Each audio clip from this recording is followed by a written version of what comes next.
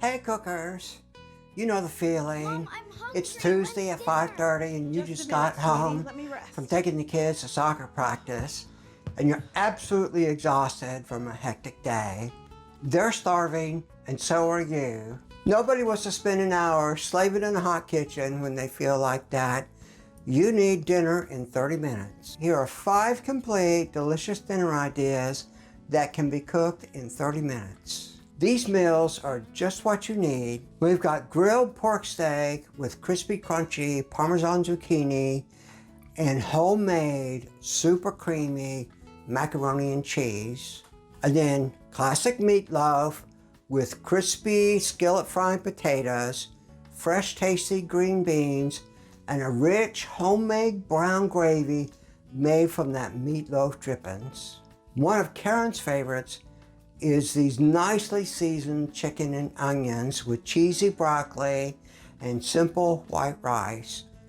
The sauce that comes off the chicken and onions, mwah, great on that rice. And then 1 pan Italian roasted chicken with tender roasted potatoes, seasoned fresh green beans, and luscious roasted seasoned tomatoes. And finally, an insanely good, low-carb, bunless bacon cheese smash burger with a lettuce, tomato, and onion salad and some crispy potato chips. You'll be surprised just how good that really is. And all of these can be dinner in 30 minutes. Enjoy the videos and have fun. Hey cookers, this is another dinner in 30 minutes. I'm cooking pork shoulder steaks as well as Parmesan crusted zucchini and macaroni and cheese made from scratch. This is dinner in 30 minutes. We're cooking with Jill. Welcome to my kitchen. I'm gonna try to do all this in 30 minutes. I got the timer on my nuker set to 30 minutes. Let me turn it on. There we go. I wanna get everything hot. So I got a burner, a pan here, water for my macaroni and cheese. And then the cast iron grill is set at 7 for both the front and burner. The grill actually goes over 2 burners on my stove. Don't quite line up right like it would on a gas stove, but it's good enough. And then I'm going to set this oven here to 400 degrees. The first thing we want to do is get these pork shoulder steaks squared away. What I like to do is take a knife, and there are places where this pork shoulder is going to just kind of curl up on its own. And we need to put a few slices in there so that it doesn't curl up and lays flat on the grill. So right here is typically one. And I just like slicing through all that. You've pretty much got the same thing on this other one. And then you're likely to get one right here and right here. And all I'm doing is just cutting that through, because that's just something I've learned over the years, is that just really, it'll curl up. This releases the tension of these membranes. Okay, so in prep of this, ooh, I cut that just a little too deep right there. Oh goodness. Oh wow. So I want to season this with what I call my start with this seasoning. The start with this seasoning is just an equal blend of salt, pepper, onion powder, and garlic powder. And I do this to save time while I'm cooking, so I don't have to deal with, what I call the spice cabinet avalanche, digging through there trying to find everything.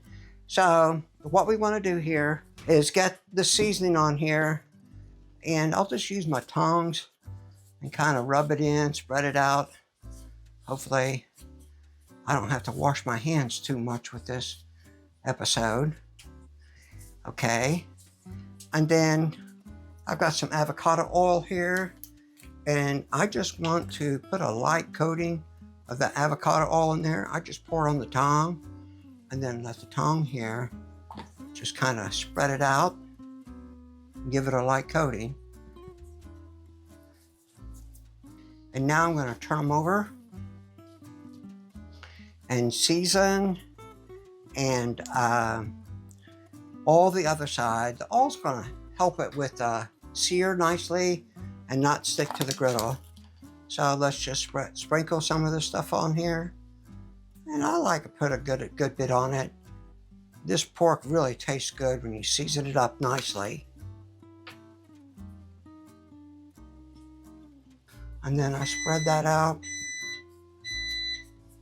But the oven's up to temperature.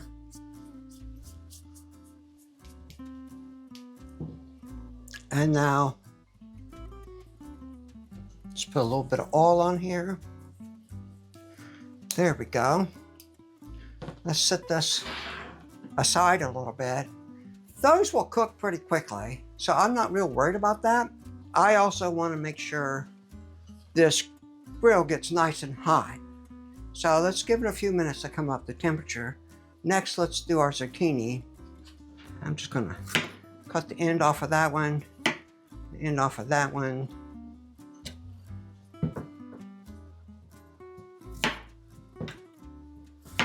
There we go. So I'm trying to make this as realistic as possible so that it really kind of imitates what you would do every day or every night in your kitchen.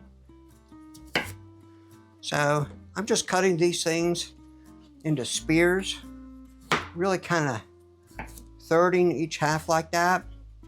So let me cut this one in half. And then probably what I'll do here is take that big piece, maybe cut this in thirds, okay? And then this big piece here, maybe I'll cut it into quarters. Okay, and then once again, do that, cut this in thirds, and then take this one here, cut it in half, and then cut it in quarters. Okay, and I just want to lay these out here.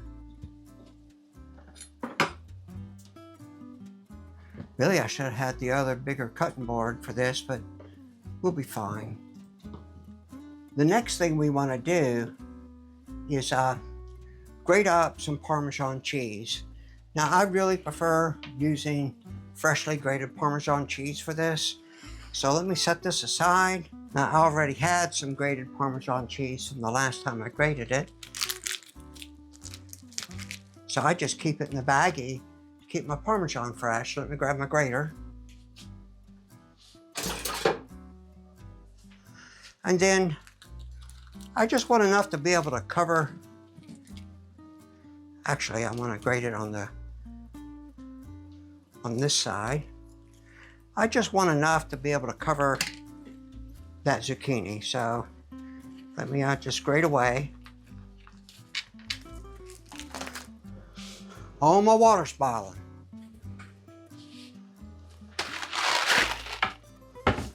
All right, just elbow macaroni.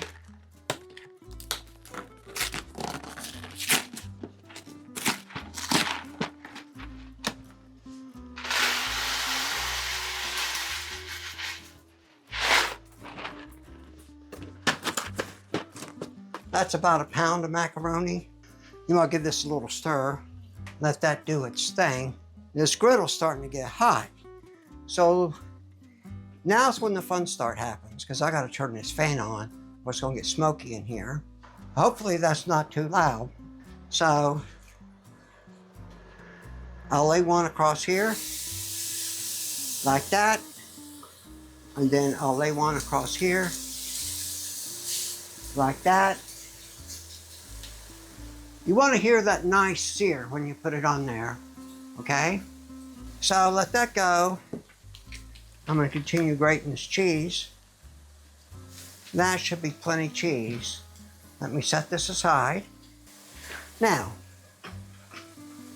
this is just a parchment lined baking sheet, cookie sheet.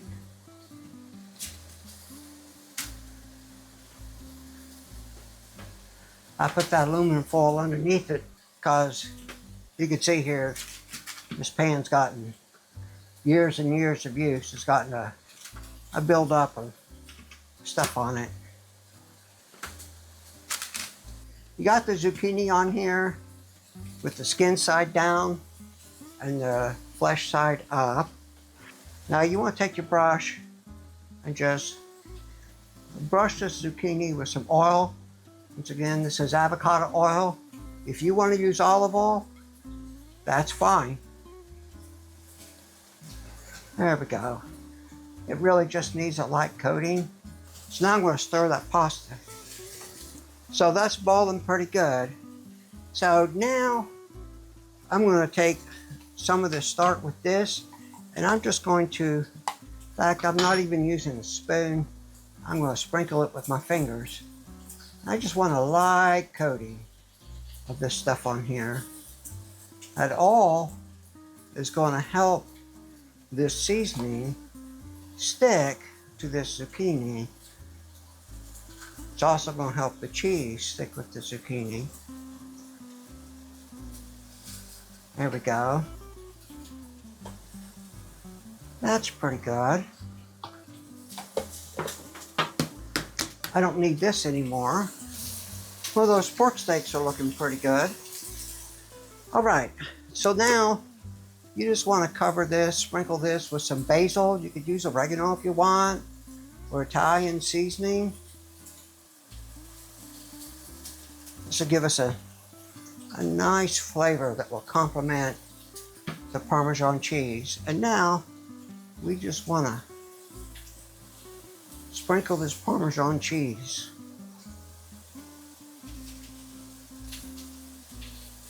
That's looking pretty good there. All right, so this needs to cook for about 10 to 12 minutes in that oven. So let me slide it in there.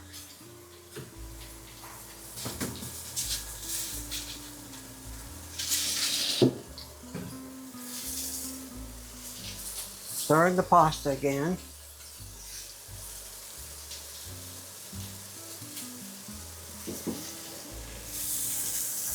All right, I'm going to turn these pork steaks. Look at that nice sear on here. See how that's curled up a bit? I was expecting that.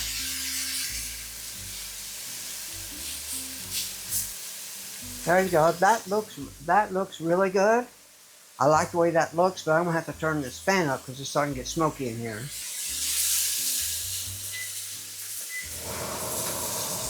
Okay, so see how this is curled up a bit? I'm just taking that knife, just cutting through there to help promote it to lay a little flatter. So I've turned my grill down to 4, and that's helping with everything. Okay, so I've moved my macaroni up to here so you can see what's going on here. I need to put some more water in that macaroni. All right, so I'm going to turn these pork steaks.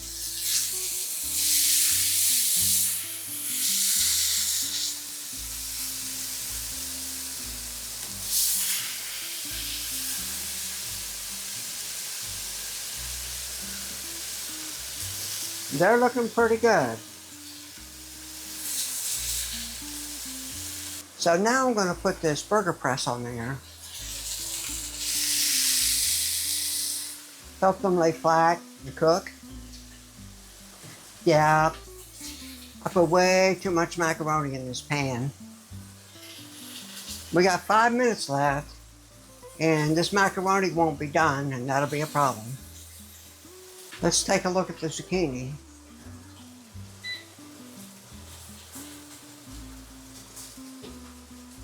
Zucchini's looking good. All right, so I'm going to turn these pork steaks one more time.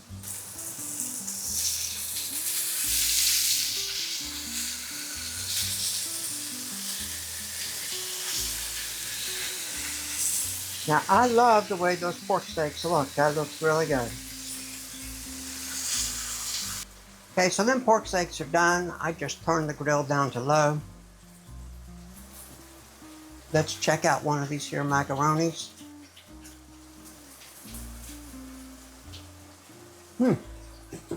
Macaroni's done. So here's what I'm gonna do. Pause this. All right, I get that macaroni in the colander. Now I'm gonna make the cheese sauce. So what I'm gonna do is I'm gonna make a roux out of about a half a stick of butter and some flour. Now I just turned off my griddle. Them pork steaks will stay warm there. There we go. So now I'm going to put a couple of heaping tablespoons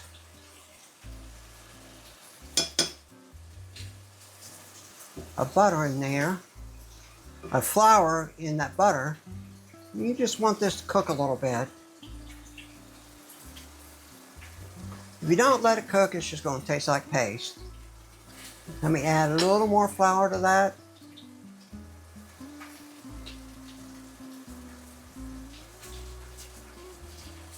I press this down like that, make sure I don't have any lumps in the flour. All right, time's up. All right, so that's good. Let me get some milk to put in here. You want to stir this milk in.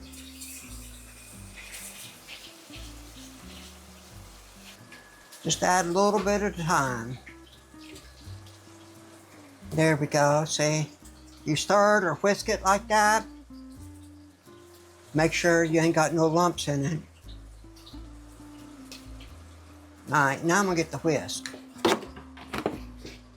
Alright, so that was about a cup of milk there. Maybe a cup and a half. That looks pretty good. I just wanted to bring it to a simmering ball. I'll put some salt and pepper in here. That's a good teaspoon and a half of salt.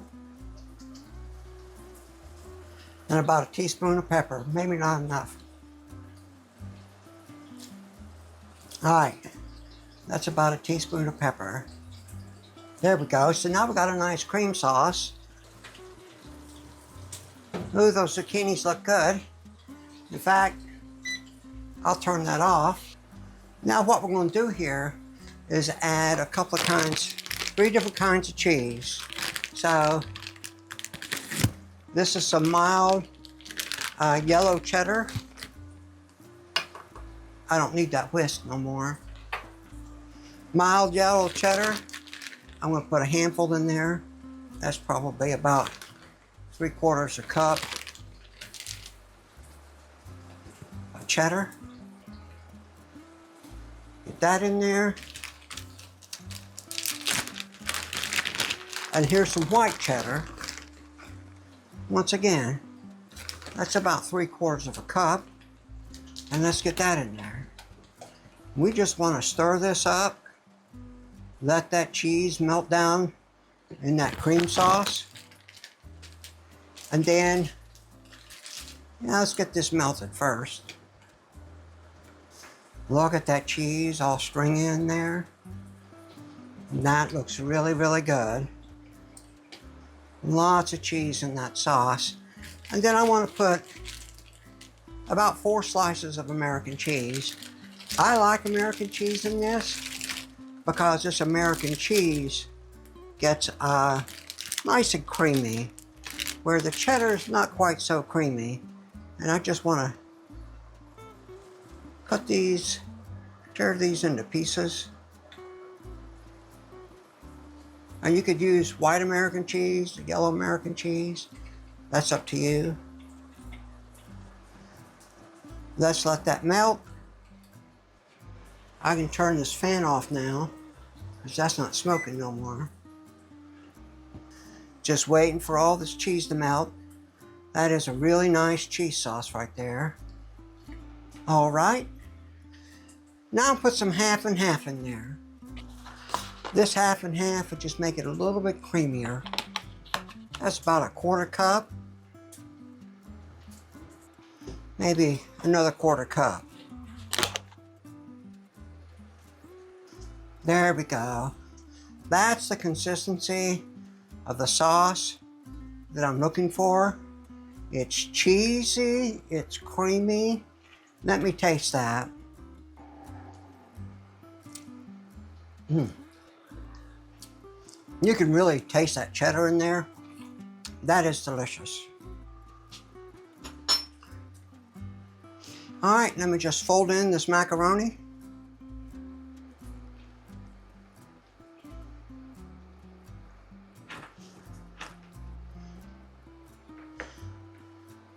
Yeah. I cooked way too much macaroni. And I just want to put this down on low. I'm just trying to keep it hot, keep it warm, and just fold this macaroni in here. Oh, don't that look good? That creamy, cheesy sauce. Now that's what you're looking for in macaroni and cheese. A nice, thick, creamy, cheesy sauce. Let me get out the zucchini. Put this cheese away real quick. Look at that zucchini. You can see how that Parmesan cheese has browned and crusted up on that.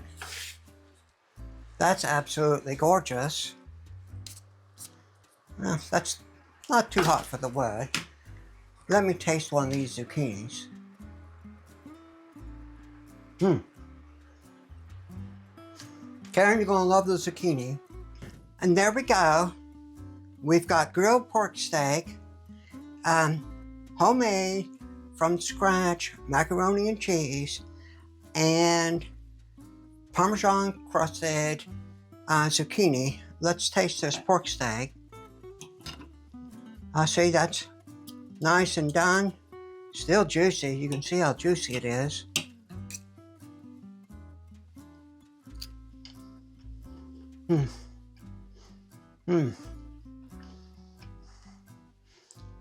That's really good. Let's start with this seasoning. Salt, pepper, garlic, onion powder. It's great on that pork. You can see that crusty Parmesan there. That's good. And now let me try the macaroni and cheese. You know, that's just outright delicious. Very, very good. Probably we should have put a little more American cheese in that macaroni and cheese, but it's very good. So share this if you know anybody that wants to have some pork steak.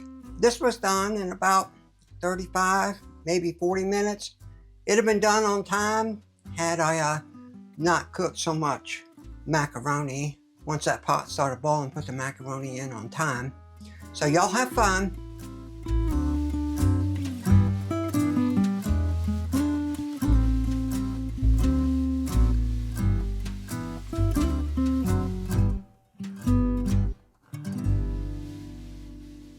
Hey cookers, you asked for 30-minute meals. This is it. So I'm going to cook Karen's favorite meal. I call it chicken and onions, and it's going to be served with broccoli and cheese and then white rice. Now, yes, I'm using 3 pans. You can do this in 2. I'll explain later on how to get it to 2. But this is one of Karen's absolutely favorite meals, and it will be one of yours too. We're cooking with Jill. Welcome to my kitchen. If I want to do this in 30 minutes, I got to get the rice on first, because that's going to take a while. But I've got the timer on the nuker here set for 30 minutes. I don't know how well you can see it on the camera, but let me hit start. All right, it's counting down. I'm going to put the heat on for the rice. There we go. That water needs to get boiling. So in the pan, I have 4 cups of water already measured out. And then I've got 2 cups of rice here. And that's going to be a 2-to-1 ratio. One thing about this meal that is a bit unique is that this is my favorite, and maybe even call it signature seasoning blend or spice blend. And I don't know what you call it. Jill's favorite, Jill's signature. We'll come up with the name, cookers. In fact, put some comments in here what you think I should call this seasoning blend or this spice blend. So it's pretty simple.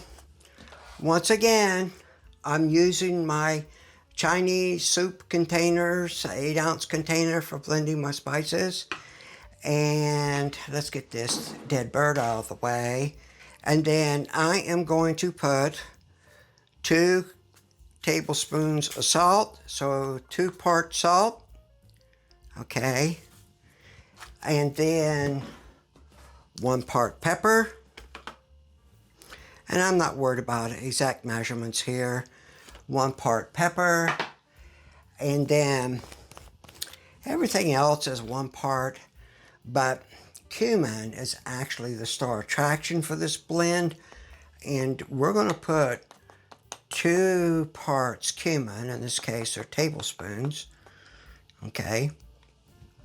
And that is the star attraction and really kind of the root of this seasoning.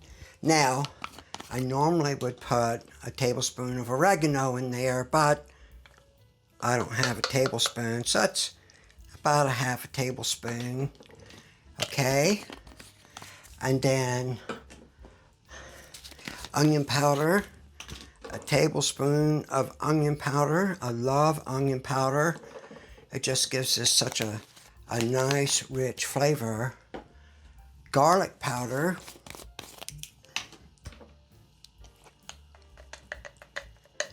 So that's about a tablespoon of garlic powder.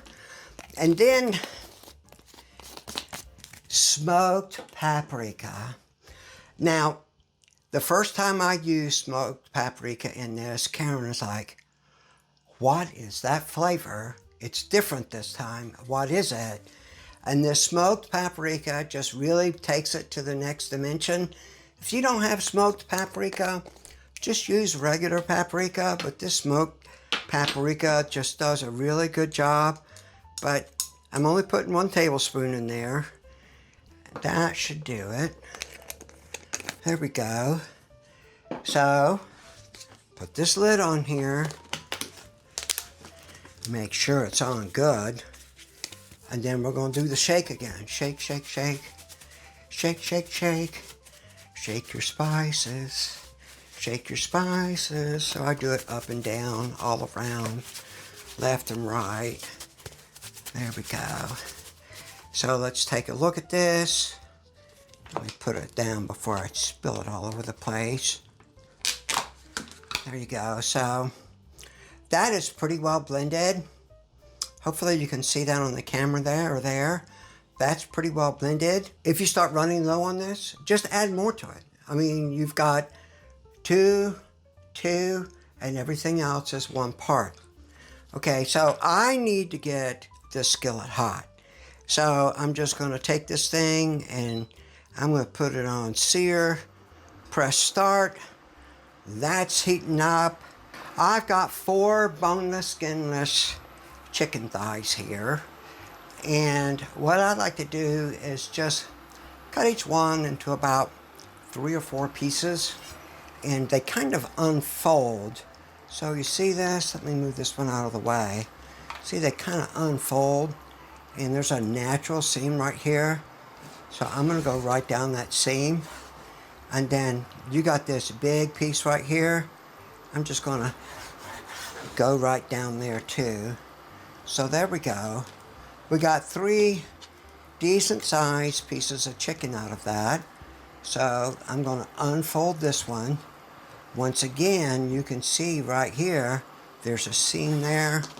I'm going to cut there. We got a little nugget there. And then this big piece, cutting it in half. So Karen just absolutely loves this meal. I don't really know what to call the seasoning. It's not a Mediterranean thing. It's not an Italian thing or Spanish thing. Really kind of Jill's own creation that she's come up with. So if y'all can come up with some ideas, let me know. This is really good on fish. I cooked this with fish one time and Karen's like, you can make this every night.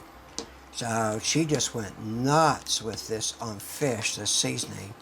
All right, so I've got my chicken laid out here. I'm gonna wash my hands. Give me a minute. We want to just coat this chicken with this seasoning blend. You don't want it real heavy. Now that was pretty heavy. There we go. But I use a spoon to try to sprinkle it on there. Alright. Oh, I missed that one. Let's turn this with a tong. Do you see how heavy that is? So you know what I do about that? I get some of that spice, put it on the next piece of chicken, and then this piece here is a little heavy, so I'll put some of that spice there. Just turn this over. That piece there, it's a little heavy, so I'll turn it over. There we go. And that's how I handle it when if I get like a little bit too much seasoning on a piece. I just rub it off on another piece like that.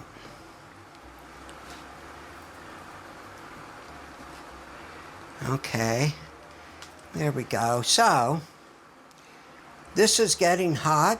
It is pretty warm. I'm going to put about a half stick of butter in there. Yeah, that's good. Now what you might want to do as well is maybe use a little bit of olive oil or avocado oil. Avocado oil handles the heat very, very well. So you might want to put some of that in there. All right. So this looks pretty good.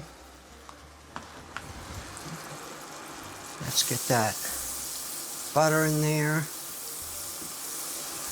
Get that searing. Yeah, just throw this dead bird right in there with that butter. And let this come up to temperature. I probably should have preheated the skillet a little earlier, but this is fine. You know, these Ninja skillets, they do need to preheat a bit before you put food in them. That helps minimize sticking. Not that I have to really worry about sticking with this. I'll just rub this little nugget here and some of that seasoning like that. There we go. Let's get this big piece of this dead bird down in there. And then that was a little light. Let it pick up some of that seasoning. There we go. And I'll put that down in there. And this is on sear, so it's going to get very, very hot very, very quick. So while that is getting hot, let me wash my cutting board, and we're going to deal with these onions and everything. And I don't need these spices, so let me put them away. Let's see how we're doing on time. Oh, my water's boiling. So I'm just going to take this rice and just pour it in. Don't stir it. You can give it a little bit of a shake. Put the lid on it and put it down to low. That needs to cook for about 20 minutes, so we're going to be a little late on this because I wasn't watching the pot for the rice. If it was sitting right here, I would have seen it. So, all right, so let's get these onions in here. These onions need to caramelize a little bit, just brown, not really caramelized, but just brown. I like to take off some outer layers of these onions here. There we go. Alright, so this pan is up to temperature. I'm just going to put it down on medium. So let's take a look at that dead bird. Oh, that's beautiful. Look at that. I'm just going to turn that over. Now I'm going to take these pieces that are seared real good, move them to the outside, and put some of these other pieces down in there like that. There we go. So let's just let that cook. Now Karen says there can never be too much onion. I used to make this with just 2 onions, and she's like, no, use more. So here we are, just slicing up these onions. Just break them up a little bit. They don't have to be broken up too much because they'll break apart a bit in the skillet.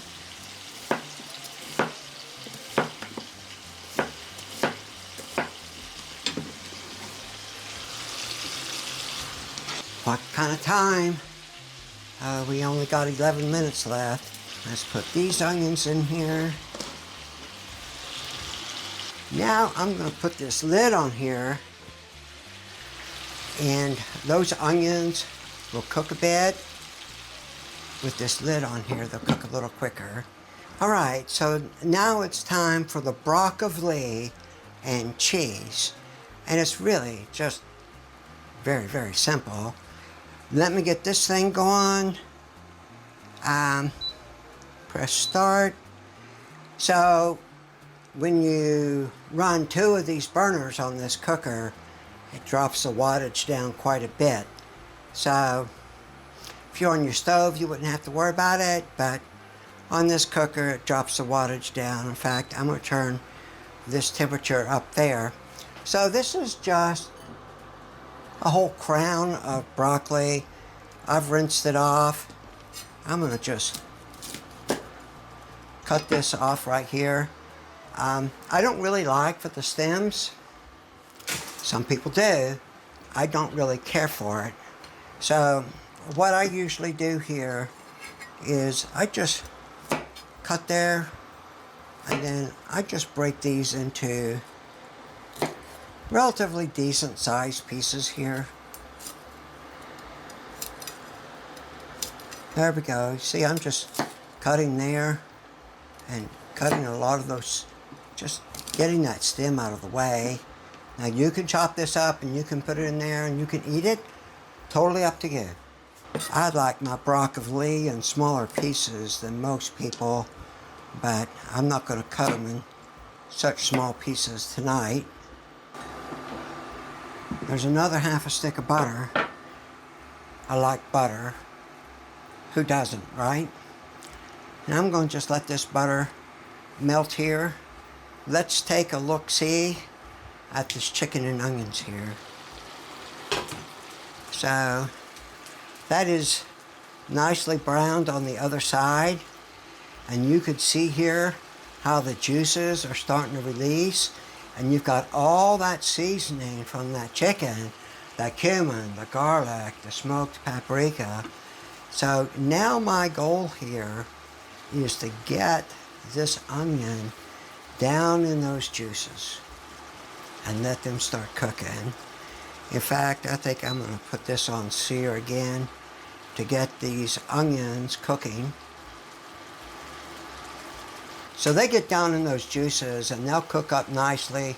This chicken itself is almost done already. So we're just really trying to get these onions a little brown, translucent. Let's put this lid back on here. Okay, so my butter for the broccoli is hot. I'm just going to put this in here, just like that.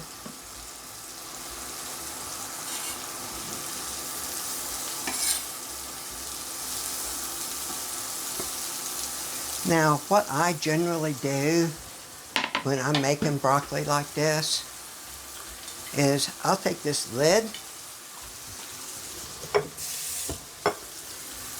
I put just a couple of tablespoons of water in the lid, put it in the pan, just like that. I'm going to salt it.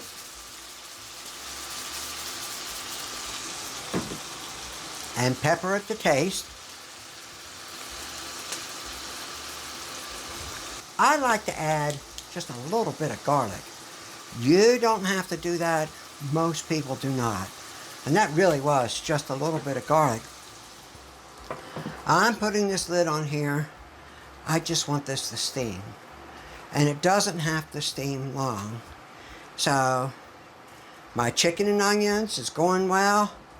My broccoli is steaming.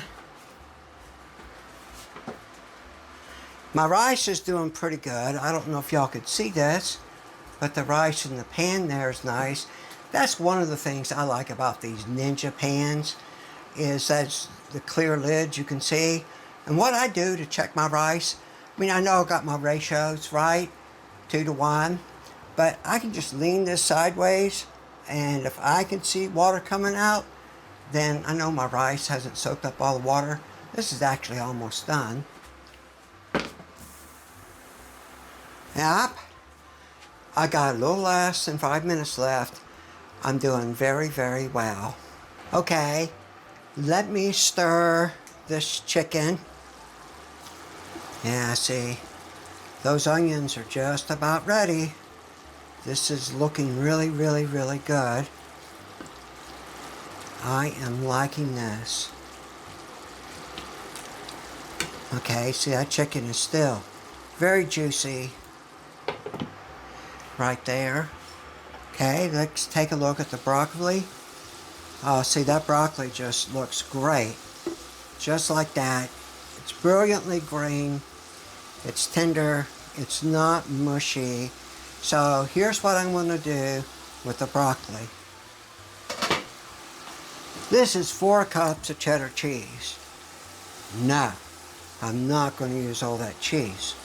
But I am going to give this a generous coating of that cheese.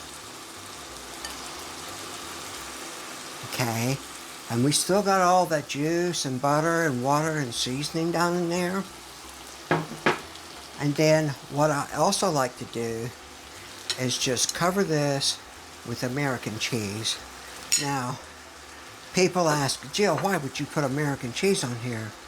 Because I think the American cheese melts and turns really, really creamy.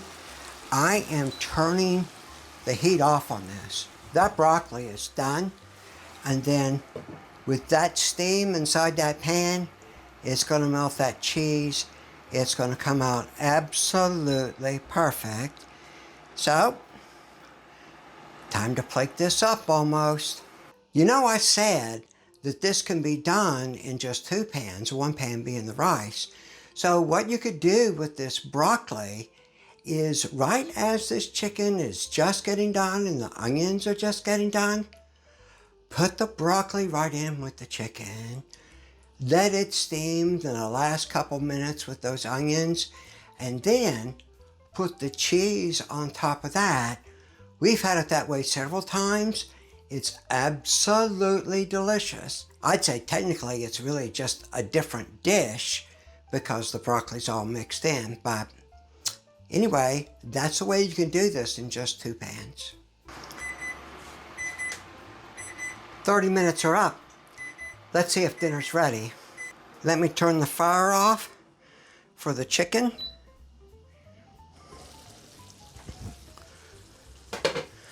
Let's take a look at this.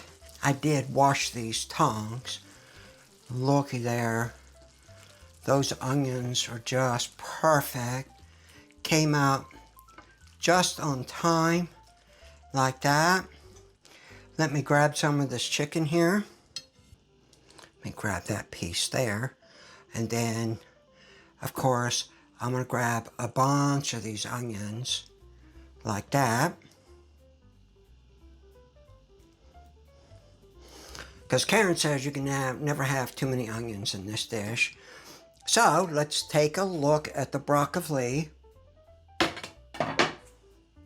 So the broccoli, if we look at this, so see, this cheese has melted and you've got a nice creamy sauce to it there underneath it. So I'm just going to grab some of that broccoli. Oh, it's stringy, cheesy broccoli. This is just the way Karen likes it. And now let's check this rice. So it's steaming. Now I made more rice than what I normally make because I'm going to use some rice for some other things. But look at that. The rice absorbed all the water. Perfectly done. White rice.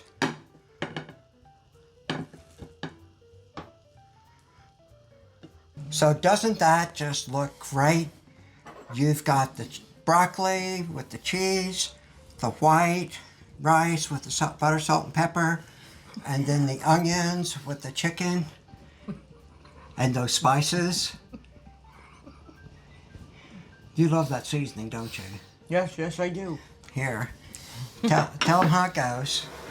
Here, let's try to keep this under the camera. I was trying to keep it close so that I didn't make a bigger mess than I usually do. Okay.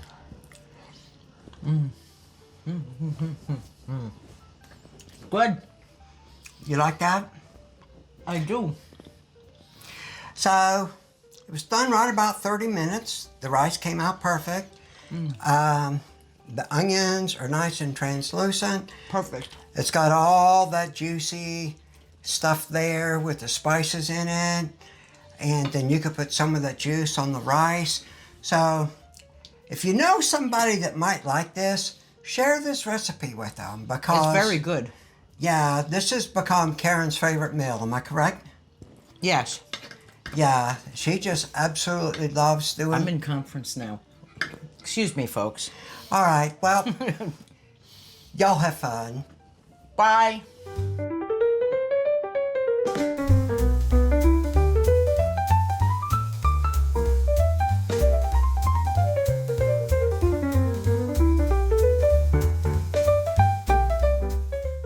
Hey, cookers.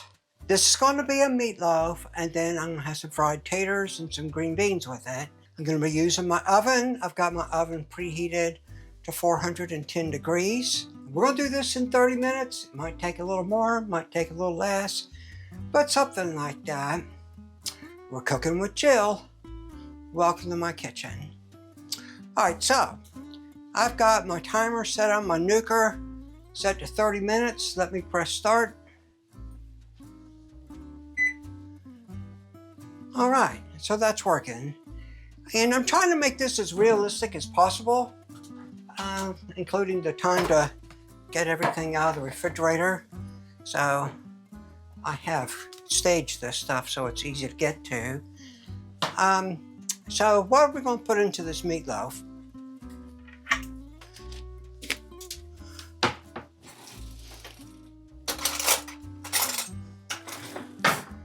So this is my start with this seasoning blend. So this is just equal parts salt, pepper, garlic, and onion powder. And there we go. I'm going to put about 3 tablespoons of this in there. I'm going to put about 1.5 tablespoons in there. We're going to do a couple things with this onion. One, we're going to grate about half this onion and put it in the meatloaf, and the other half we're going to season up the fried taters and the green beans with it. So you want a good sharp knife like these Ninja NeverDull knives. You can just sharpen them real quick, and that sharpener over there in the block, it does a really nice job. These knives are about 5 years old, and they're still pretty much razor sharp. So I'm gonna get my grater out. Here we go, and I'm just gonna grate this thing up.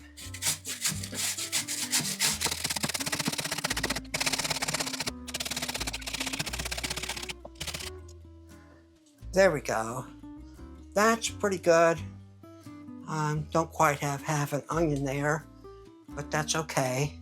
I'll just chop up the rest of this onion and put it in, the green beans and the potatoes.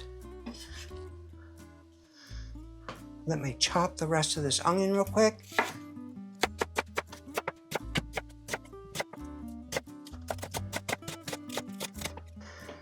go. I think I'm finished with this knife. No further need for the knife. I'm gonna wash my hands and put this knife in the sink. I'm gonna put about a tablespoon of ketchup in here, maybe a little more. About half that much of yellow mustard. Well, that's good enough. Not a lot of Parmesan cheese. This should just be boxed Parmesan cheese. That's probably about 2 tablespoons. I'm going to put an egg in here. Okay. And then I'm going to grab some breadcrumbs. And let me put about 2 tablespoons of breadcrumbs in there. Just use your fingers and blend this together. Now, I really kind of learned this technique from Karen. She, she taught me how to make meatballs and meatloaf that turn out with a really good texture. And you're really just tossing the meat. I'm just digging my fingers down into it. And I'm not really so much squeezing the meat as much as I'm just trying to stir everything up together. Get that hamburger back in the bowl. Having a decent sized bowl is important. And you just want to mix it until, there we go. That's about the way we want it. That's mixed up pretty well. Let me push this out of the way. Now, I got my cast iron skillet here. It's well seasoned. You could fry eggs in this skillet without a problem. And you just want to form this into a loaf. You're not really pressing, you're just shaping. This is loosely packed, so I want it fairly thin, because if this is going to cook in less than 30 minutes, it needs to be fairly thin. So I'm shaping it. I'm not mashing it hard and making a hard little brick out of it. So that's that. Let me wash my hands, put this bowl away. That's about 1.75 pounds of hamburger meat there. All right, so I'm going to put this in the oven.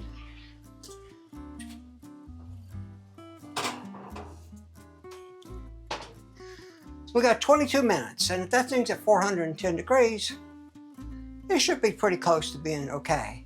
Let me put this stuff away. I'm going to leave this seasoning now because I'm going to use that seasoning. Now, aren't you glad you don't have to mess with this cooktop? You can just use your stove. So I'm going to get this thing hot. I'm going to put it on sear. I'm going to take this pan out of the way for the time being and take this lid off. Oh, I need my knife. Let me grab another cutting board. I want this to get nice and hot before I put my taters in there. So these are my prepped potatoes that I prep in my Potato Possible method. Put out a video on it, and all I do is just wash them. I put them in the oven, bake them at 425 for about 30, 35, 45 minutes, depending upon the size of the potato. And then I refrigerate them. And these have been in the fridge for a couple of days. So this has got really loose skin on it. I like my fried taters with the skin, but let me show you something here. I just cut that like that. This skin just pretty much just peels off this potato. So you don't really have to peel your potatoes that much. When you do this, they just kind of peel off here. Now, I'm going to peel these potatoes, but I'm probably not going to get all the skin off of it. Let me grab a paring knife. go. This will make this easier. That paring knife would just grab that skin better than my fingers will. There we go.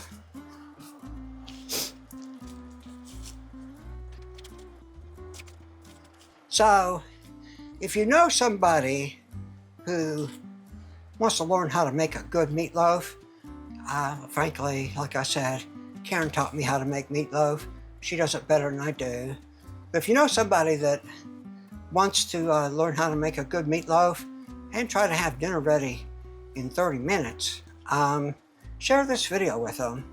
I mean, I'm doing a whole series on dinner in 30 minutes. So I think that's kind of important for people that are just looking to get dinner done and over with on a weeknight, or any night for that matter.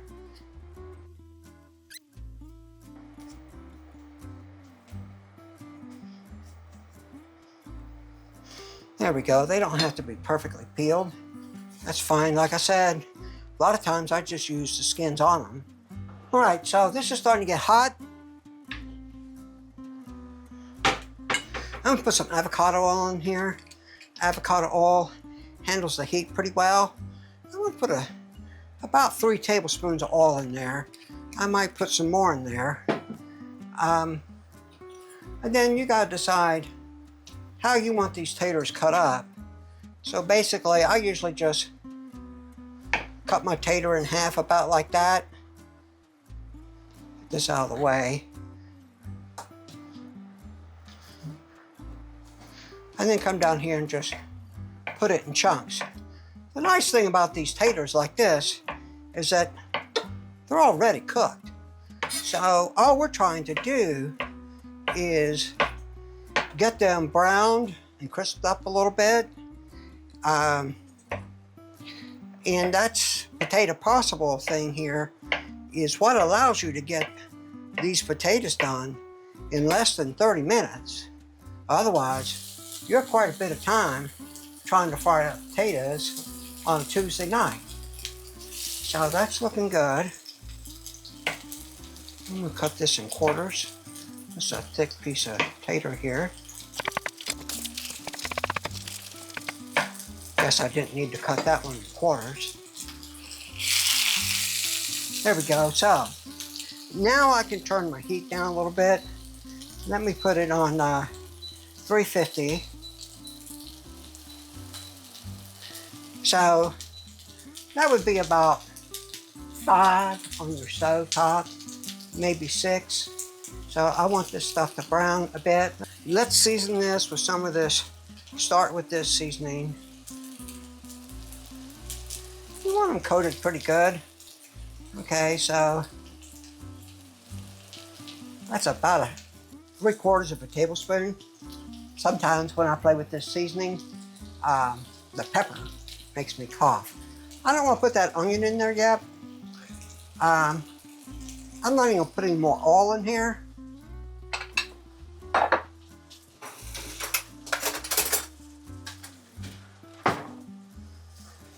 But I am going to put some butter in here.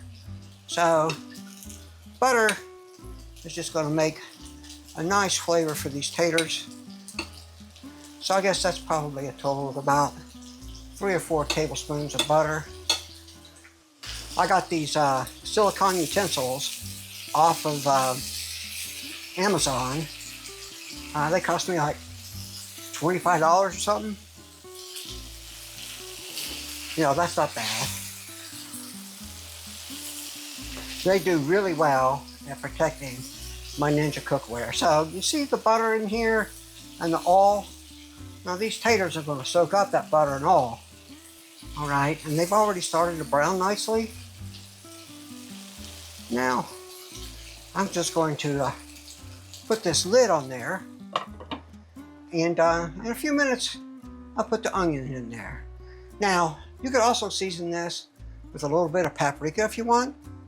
I think paprika is really good on there. I don't think I need any avocado oil, so I'm going to put this away.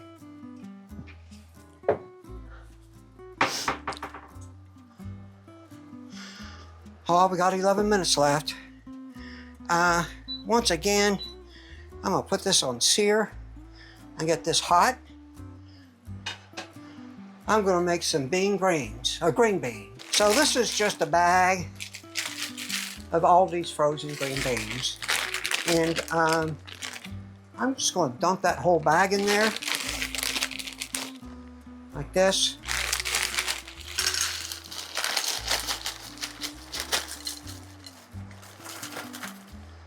There we go. Now you need to season up these green beans. Otherwise, I don't really care for the flavor for them. You need some fat. Butter again. So let's put a couple of tablespoons of butter in there. That'll melt down. My preferred fat is bacon grease, or maybe leftover ham from, you know, a ham dinner or something like that. You could season this with just salt and pepper if you want. I'm going to use this, start with this stuff here, and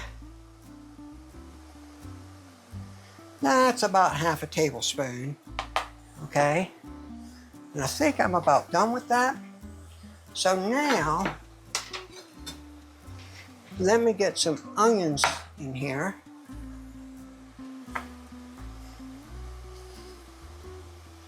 There we go. That onion's just going to give it a little bit of flavor.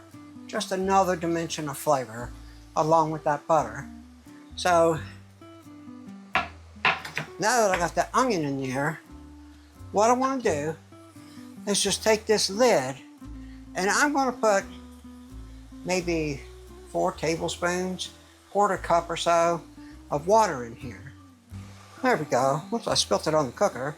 So I just want to steam these green beans. I'm going to pour that in there, a little more because I spilt some.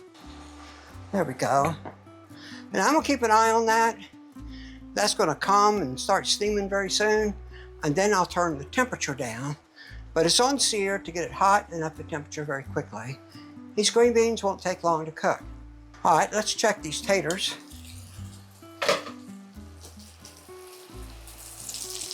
Yeah, see, they're browning up nicely, and we don't have to worry about them cooking so much because they're already cooked. Now these taters, you could cut them up in advance and throw them in the freezer.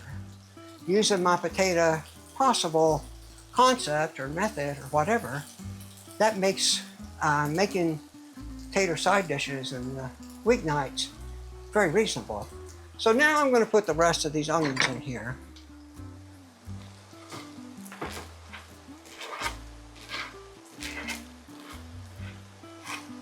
There we go. Let me spread them out. Them onions are going to give these taters a nice flavor. All right. So I'm going to let these taters steam a bit on top, and then I'll stir them down and they'll brown a little bit. But right now I just want them to steam a little bit. All right, so let's take a look at these bean grains. Yeah, see, they're up to a ball already. That's what I want.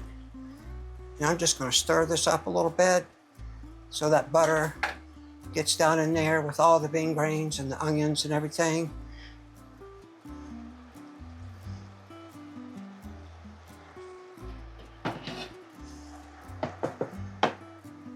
Now I'm going to leave that on sear for a few more minutes. Let's take a look at our taters. Oh, they're browning up nicely. Yeah, so I just get these onions down in there, and these onions will turn nice and brown. And they'll caramelize a little bit and give these taters a good flavor. You can see here where some of these onions are already turned translucent from steaming. So this will be good. Okay, so let me check the meatloaf.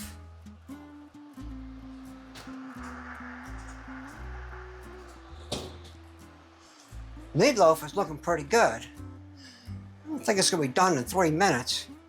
I'm not sure any of this will actually be done in 3 minutes, but we're gonna see. All right, I don't see myself needing any more of this. Well, you never know. I might have a surprise for you here. All right, I'm gonna turn my heat down on these green beans a little bit. Down to 275. That'll be about 2 or 3 on your cooktop stove. Let's check these taters again.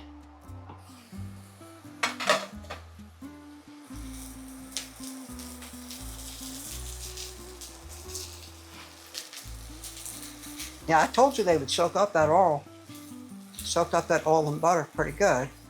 Now, these taters are definitely edible right now, but I'd like them browned a little more. Let me just turn this up to 425 and just let that brown off. Them onions are done. All right, so time's up. There it goes.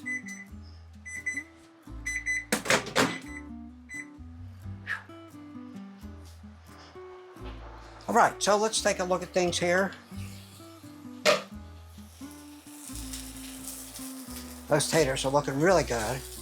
That's about perfect. Okay, that looks really good. I'm gonna take these taters off of here and I'm just gonna pause this for a minute. And take these taters off, put them back here on the stove. How my bean greens look? Yeah, they look like they're tender. The onions in there are cooked nicely. Yeah, those are good. I'm just gonna leave those as they are for the time being. And then let's check this here meatloaf. That meatloaf looks pretty good. That is hot, so I'm leaving that right there. So I remember that is hot. I'm gonna get my thermometer here.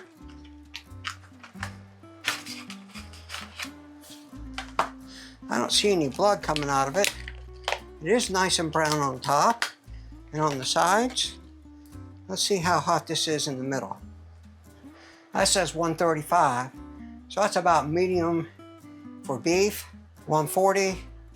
I'm gonna put this back in for 5 more minutes. I actually think that we could have cooked that at 425 and it would have been done in 30 minutes. So I put everything back on here. I got the potatoes at 275. Maybe they'll brown up a little bit. There's nothing wrong with them now, but maybe let them brown. And I've got these green beans set at 100. They're 175, just to keep them good and warm.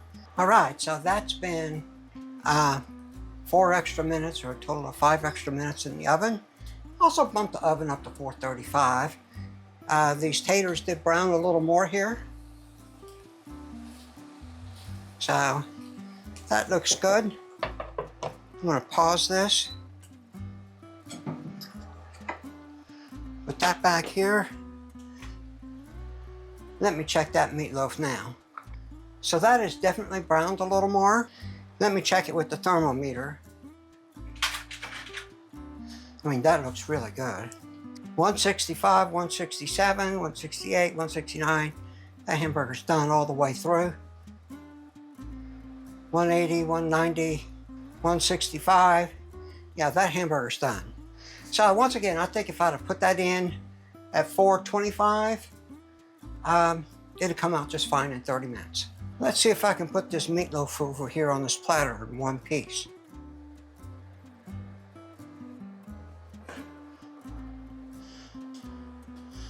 Look at that. That's hard to believe. We're going into bonus overtime. I'll make some gravy. Now, you ain't gotta make no gravy if you don't want to, but I want to.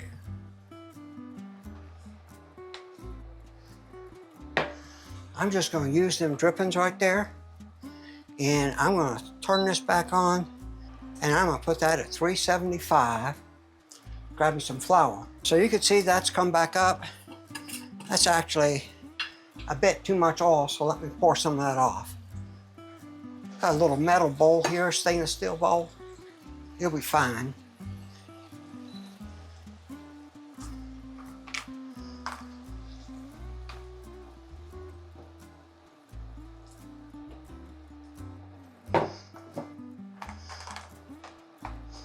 Ah, that's good right there.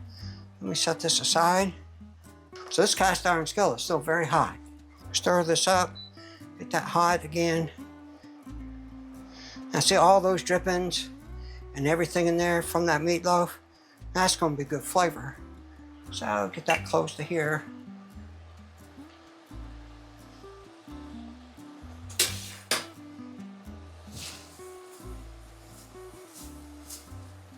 We're just gonna make a roux. That's a heaping spoonful right there.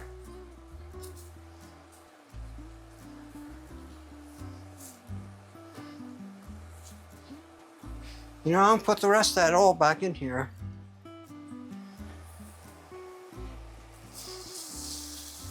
Like that.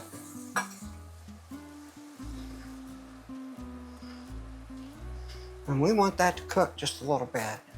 We want that to cook that flour so it don't taste like just paste.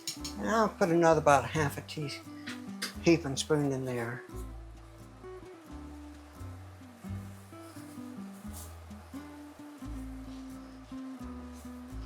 There we go. And what I do is I tend to mush it like this, and that helps prevent lumps to get that roux blended down in there. I'm gonna turn this down. It's starting to really brown and stick down there. Put some H2O in here. Just add a little bit at a time. And then once again, I tend to smush this together to try to prevent it from lumping up. Okay, let's put some more in there.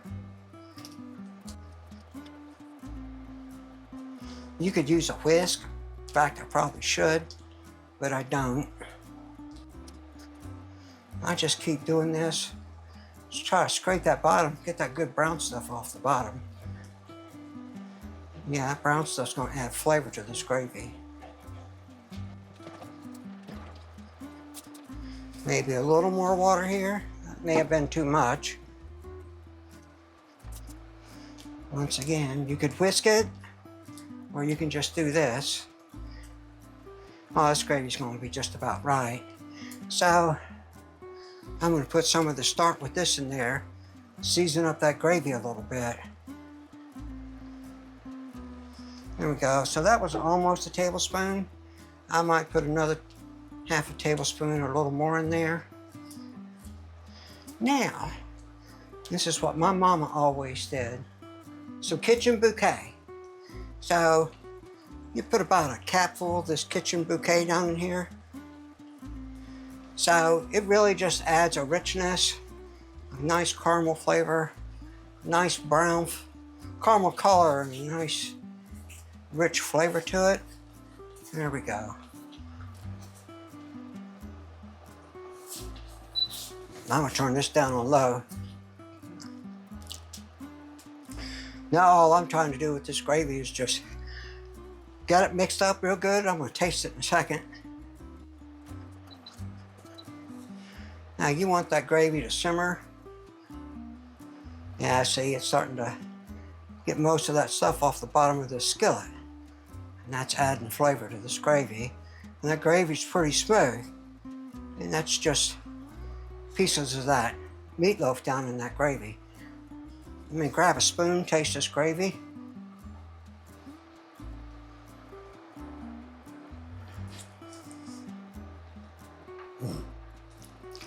That gravy's good.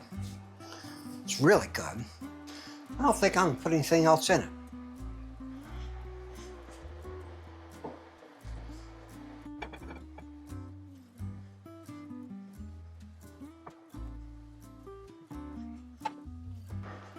That's a mess of fried taters.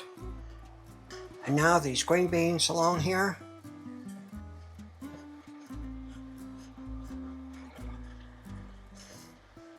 Are you hungry? Karen says yeah, she's been waiting too long. All right, let me get a bowl for this gravy. This gravy's done. And there we go. We got meatloaf with fried taters, nicely seasoned green beans, and some gravy. Done in about 40 minutes, 35 if I didn't make the gravy. So, go Hawks! Share this with a friend who would like to make a good meatloaf, and do dinner in about 30-40 minutes on a Tuesday night. Have fun.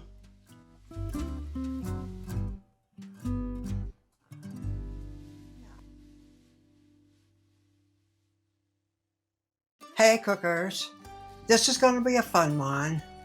I'm doing some Parmesan crusted Italian roasted chicken, and then I'm going to do it all on a single sheet pan with some green beans, some potatoes and tomatoes, and it's all going to be seasoned nicely, and I'm going to cook it in my oven here, and I'm hoping to do this all in 30 minutes. So once again, this is a dinner in 30 minutes. We're cooking with Jill. Welcome to my kitchen. So I lied a little bit. Not really lied, but there is a little bit of prep work. This chicken is going to need to marinate. Marinate it overnight. So you could do this prep the night before or earlier in the day, in the morning or whatever. But it should marinate for at least 20 minutes. So come home from work, throw the chicken in the bowl with some Italian dressing and just let it soak for at least 20 minutes. So let me get this prepped up. As you know, I try to do this as realistic to 30 minutes as I possibly can, try to emulate what you would do in your kitchen. So let me set the timer on the nuker for 30 minutes. Well, now's not the time for the nuker. It's after the marinade we will start that. But let me get my knife. So these Ninja NeverDull knives are great. It does need to be sharpened, so let me do that real quick.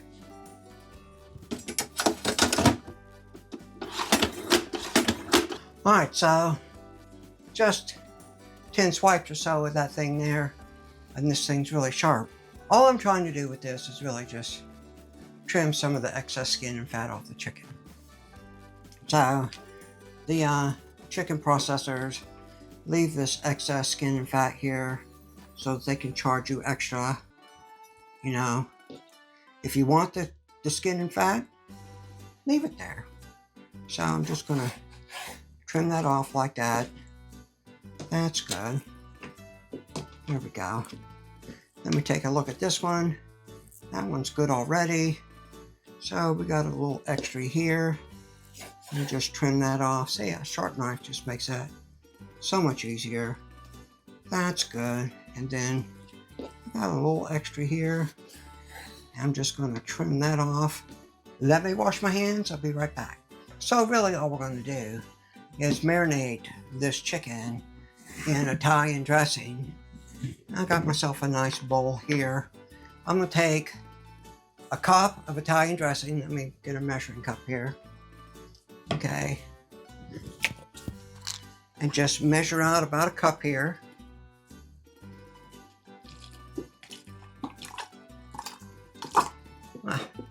Wow, almost exactly a cup. Perfect. And that would be fine, but I'm gonna kick it up a notch. And you know, this is just Italian dressing package that you would mix with oil and vinegar. I already got my oil and vinegar in here, but I do want to kick it up with a little bit of extra zest and extra seasoning. So I'm going to put about half this packet in here. About like that. Well, there we go. That's a whole packet. And then I'm just going to stir this up a little bit here. There we go. Just try to break that up a little bit. And then I'm going to put these chicken thighs in here. Just like that. Now I'm only cooking 4 chicken thighs, but if you were dealing with, you know, 6 or 8 or whatever, maybe you would use 2 cups of Italian dressing or something like that. But these need to marinate for about a minimum of 20 minutes. You can let them marinate longer overnight if you like. There we go. Break that up a little bit. Yeah, I should have crumbled up that Italian dressing mix a little bit first. But that's okay. This is still going to turn out quite well. There we go. And I'm putting this skin side up in this because I want to make sure that meat, that exposed meat, gets down into that Italian dressing marinade well. So I'm going to put a lid on this. I'm going to put it in the refrigerator for 20 minutes. And then while that's happening, I'll come back in a few minutes and we'll start the clock and start prepping the potatoes, the tomatoes, the green beans. We'll throw it all on a cookie sheet, put it in the oven, and we'll get it all done in 30 minutes. So I'll see y'all in a bit. Okay, so that chicken's been marinating for 20 minutes. Let me get the stuff out of the refrigerator. Let me start the timer. I got it set here. Let me press start. All right, 30 minutes, clock is starting. First thing we want to do is get this oven heated. So I'm gonna set this on bake at 400. Bake, turn this up to 400. Set the time down to 30 minutes. Press start. I really don't think it's going to take 30 minutes for these thighs to cook. So, and we just really now lay these out here.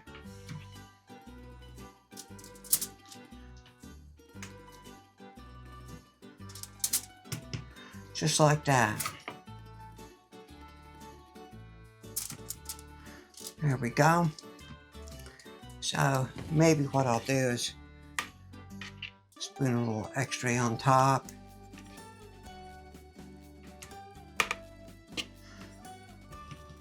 Just like that. And let me set this chicken aside for a bit. Okay. So the next thing I want to do is take these taters here and I just want to cut them in half. I just want to cut it in half and I'm going to put it right in there. So I know some people say, oh, Jill, you know, that chicken was marinating in that. Yeah, this is going to get cooked. Okay, so I'm not worried about the safety issues of it, you know, because this is going in a 400-degree oven. If I was worried about it, you know, right there it is on top of the chicken. But this will go in here and season up these taters and green beans and tomatoes. So you might want to use more potatoes, but this is really just Karen and I. So I've already rinsed these green beans. What you want to do is just go through here. We got a little bat in there. Let me cut that off. And maybe a little stem off of here. You're really just looking for stems or maybe some bad spots on the green beans because, well, that happens. And we're just going to throw them in there. That all looks pretty good. Let me toss this around.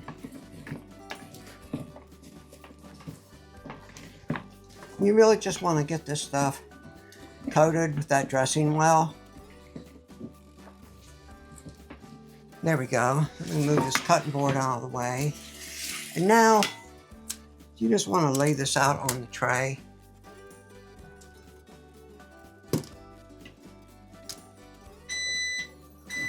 All right, that oven's hot.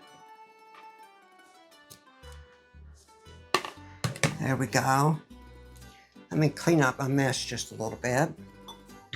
Now just take these tomatoes and I really want to leave the tomatoes in pretty big pieces. I like cutting the caps off here, and maybe what I'll do is just quarter them lengthwise like that.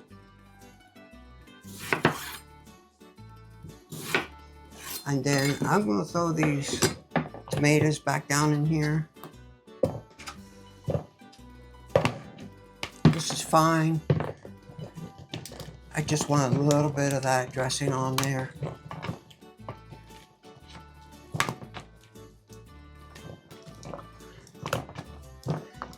There we go. And I just want to put these tomatoes around here.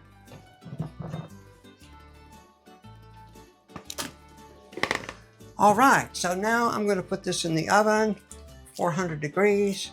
We'll check on it in a few minutes. Well, while that's in the oven, let's take some time to do a couple of table talks. I did a video a few months ago on Black Forest cookie bars, chocolate chip cookies, cherries, chocolate ganache, whipped cream, with some chocolate sprinkles on top. And I did a series of shorts that basically just break the video up in several shorts. And I made a video on making the whipped cream. Well, one of the things about the whipped cream, because it's going to be in cookie bars, is I needed to have the whipped cream pretty stiff so it would stand up as a bar and not, you know, cut it and it just run off. So I made the video, and the thumbnail says, you know, it needs to be stiff or something like that. And Sand-EO2LC responded with this: "Can I take it out for dinner first before beating it until it goes stiff?" And my response was, by any means, or by all means, yes, is what I said. I think that's kind of humorous. I did a dump and go recipe on smothered cube steak that turned out pretty well. And Rachel _3730, she responded or commented, said, "Enjoyed your video," with a big smiley. "I wanted to ask if you would consider doing a video showing all your various containers of pre-made spice mixes and ideas on how you use them. Thank you for all your consideration." So I have considered that, Rachel. In that video, I did talk about using a seasoning mix that I call Start With This. If you look in my cabinet, you'll see that I've got Chinese food containers of pre-mixed spices that I do so that I don't have to deal with the spice cabinet avalanche every time I cook something. So I've been pondering it, and Rachel, yes, I will put together a video on that. Your comments, inspiration, it is something I've been thinking about doing. I have about 7 or 8 spice blends that I use on a pretty regular basis, depending upon what I'm cooking. So I'll do that for you, Rachel. So we're going to check back on this dead bird here in about 20 minutes or so at 400 degrees. It should be pretty close to being done. We'll see. You know, I think I'm going to bump that up to about 415.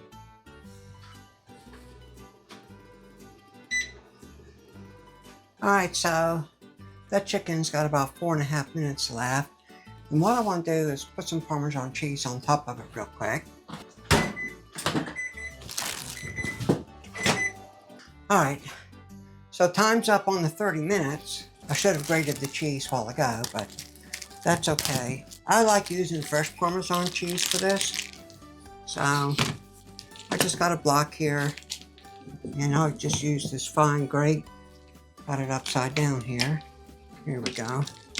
Thought something felt funny. A little more cheese. That should be about right. Let me get this out. I'm going to bump this temperature up to 425. Actually 430. There we go. Those green beans are looking good.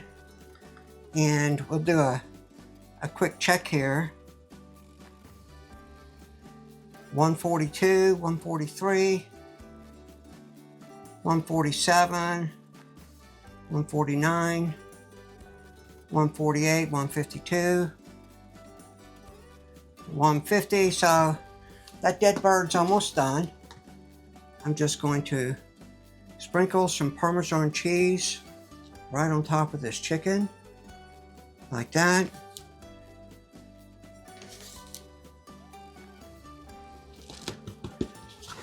And I'm gonna get it back in the oven and let it cook for about another 5 minutes.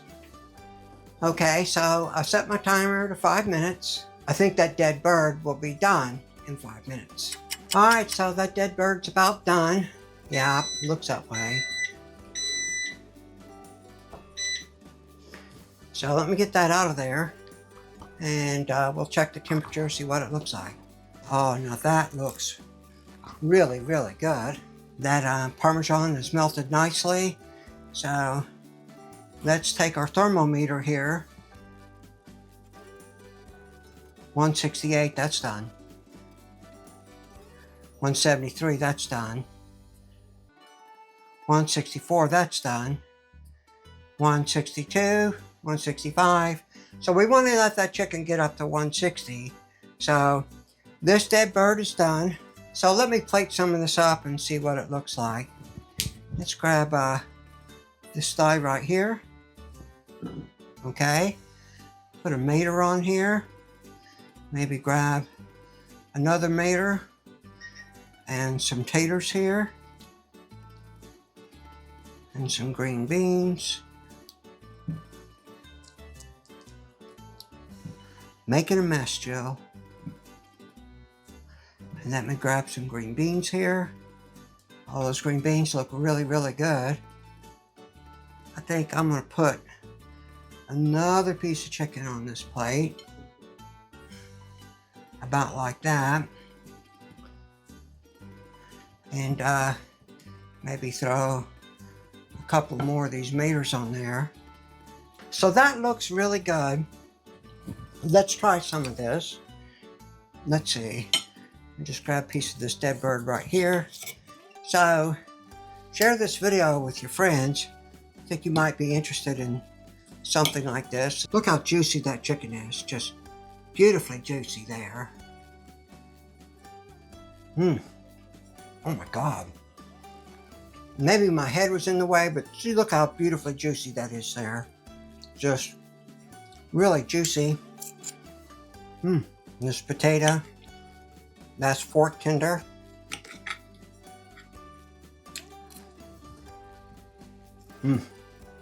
Potatoes just right. Maybe could have cooked a little more. It's pretty good. Try this green bean here.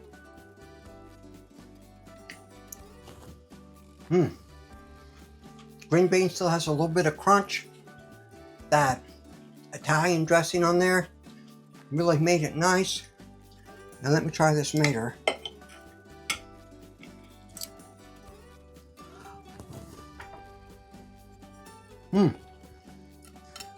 Wow.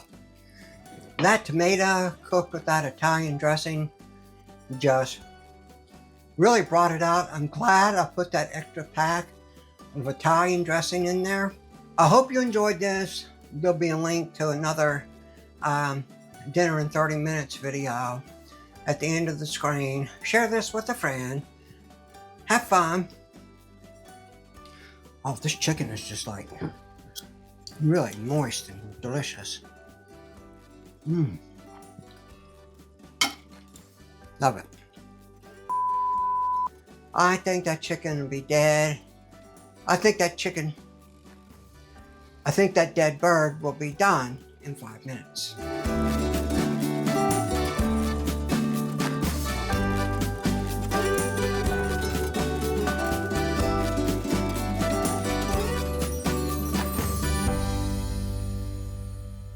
Hey cookers, it's time for another dinner in 30 minutes. Tonight we're having bacon cheeseburger smash burgers.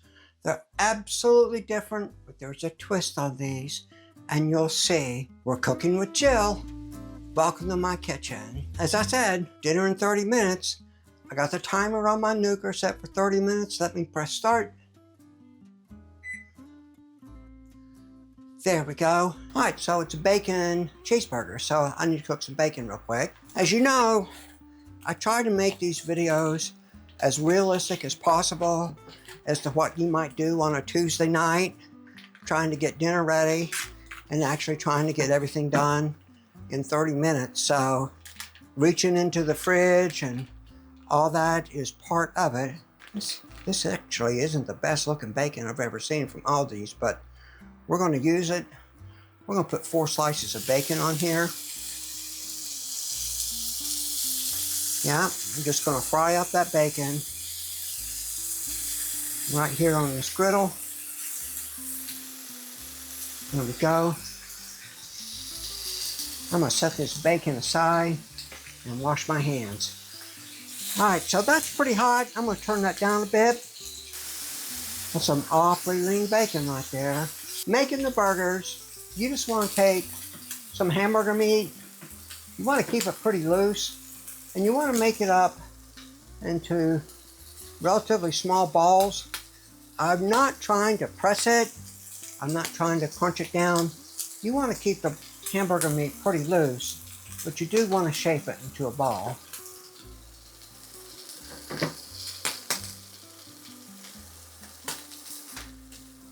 There we go. So that's about the size, maybe the size of a tennis ball or a little smaller. Let me check on this. Let me wash my hands. This ain't your typical bacon. It's awfully lean. And I do like thick bacon, but this is awfully thick.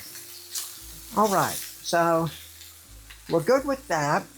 These are going to be bunless burgers. So one day I ran out of hamburger buns when I was making the burgers, and they turned out pretty good. We were very happy with it. What do you have on your burger? Normally, I have like lettuce, tomato, and onions. So that's what we're going to do here. So let me get some lettuce, tomato, and onions. That is some really oddly shaped bacon, but it's cooking up. It'll be okay. It's going to make for a nice bacon cheeseburger, though, I promise you that. This is just a head of lettuce from Aldi. Just cut the cap off the lettuce. And then I like to cut the lettuce into manageable bites. So it's about 1 inch, 3/4 of an inch. And then I just cut them into squares. Like that. So that lettuce is squared away. Turn that back up a little bit, because that was getting pretty hot a while ago. Now, I just like to cut up a tomato real quick. I like my tomato fairly thinly sliced. There we go. I'm just gonna put this into cubes. You could leave it as slices if you want, but essentially we're making a little salad here. There are the maters. Let me set that aside. Let me rinse off this cotton board. Let me take a look at that bacon one last time. Yeah, that bacon's done. It's so thick there. So I'm just going to take this up, put it on a paper towel, and just let it drain. Now it's time for the burgers. So what I'm going to do is just right there with that bacon grease, because that's what's going to make it really good. Just take one of these burgers, put it right here. Take another burger, put it right there. So you could see this hamburger meat is still very loose. It's not packed hard. But you hear that sear? That's what you want. I'm turning this up even higher to 425. And then I'm going to take my burger press and just press it flat. And I'll take my turner here and spread that off, trim that off, and just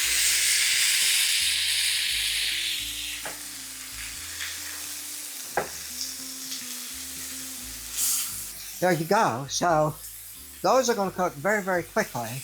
But what you need to do now is season them. And this is what I call my start with this seasoning blend. It's just equal parts of salt, pepper, onion powder, and garlic powder. And put this on here pretty liberally. Just like that. There we go. Let me get this onion going. Now I already had an onion that's halfway used up, so I don't have to peel an onion here, but I'll just take an onion that I peeled and didn't use the whole thing. I just throw it in a sandwich bag, throw it in the vegetable bin of the refrigerator. We've got our onion diced up. Let me put that on that plate. That burger's looking good. And now I'm gonna let those cook just a little more. But what I do with my American cheese is when I open it up, I just slide it back into a sandwich bag like that. Keep it fresh. So we're gonna put 2 slices of American cheese on this burger. So these burgers are ready to turn. See how well done that is? Actually, Karen prefers her burgers to be a little rare, but smash burgers are intended to be seared pretty well. So let me turn that. There we go. And let me turn that. I'm gonna smash that one a little more. See, we got really nice sear on that hamburger meat, and that's what makes smash burgers so special. And then I'm gonna take this here bacon and put a couple of slices of bacon right here on top of each one, and then we're going to put a slice of, I'm going to put a whole slice of cheese on there. There we go. I'm going to set this aside. Now you see how this cheese is melted here? That's what we want. That cheese will continue to melt. I'm going to turn this thing off, and I'm just going to take this patty right here, put it there, take this patty right on top of it, and you now have a double-decker smash burger, double cheeseburger. What I like, lettuce, tomato, and onion. So let's put some lettuce on here, and this is an opportunity to get a lot of lettuce and a decent salad. Some tomatoes here. There we go. And then got some onion to go with that. What do you like on your burger? Mustard, onions, ketchup, Thousand Island dressing, ranch dressing. So this gives us an opportunity to be creative. Put some Thousand Island dressing right on top of this like that. There you go. You like mustard? You like ketchup? So squirt a little bit of ketchup here. You can put your burger in that ketchup. Squirt a little bit of mustard here. You want mayonnaise down there? Throw some mayonnaise on the plate. And who don't like good old potato chips with a hamburger? And there you have it. You've got a bacon cheeseburger, smash burger, bunless smash burger. It's so good. Lettuce, tomato, onions, with ranch dressing or Thousand Island, whatever you want.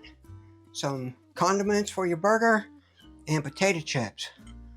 That is actually very good. If you have some friends that are looking to save some carbs, have a nice, easy, quick dinner, that's about 20 minutes. So I had to get this tablecloth out and put everything away. So everything was done between 15 and 20 minutes. Share this with your friends. Y'all have fun.